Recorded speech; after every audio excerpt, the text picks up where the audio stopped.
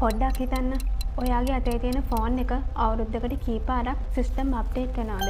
ඔයා යූස් කරන ඇප්ස් එක මාසෙකට කී පාරක් නිව් පැච් එකක් දාලා අලුත් කරනවද? ඒත් ඔයාගේ ජීවිතේ අන්තිමටම අප්ඩේට් කරේ කවද්ද? ෆෝන් එකක් අප්ඩේට් එකක් ඉල්ලද්දී ඒකේ තියෙන සමහර දේවල් අයින් වෙනවා. ඇප්ස් වැඩ කරන වේගය ස්පීඩ් වැඩි වෙනවා. අලුත් ෆීචර්ස් එකතු වෙනවා.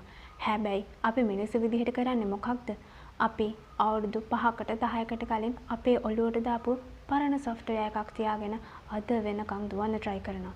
මට බෑ මට කම්මැලි කියන පරණ error එක තවමත් ඔළුවේ තියෙනවා. මිනිස්සු මොනවා හිතයිද කියන system glitch එක තවමත් තියෙනවා.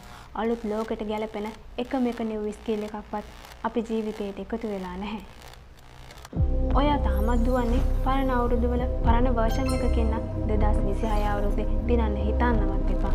අදම ඔයාගේ ජීවිතේ hard reset එකක් කරන්න කාලය හරි. ඔයාගේ වටපිටාවේ ඉන්න ඔයාව හැමදාම එකම තැන තියන්න හදන ඔයාගේ බැටරි බස් වෙන නරක යාළුවෝ පරණ පුරුදු කියන background apps ඔක්කොම close කරලා දාන්න.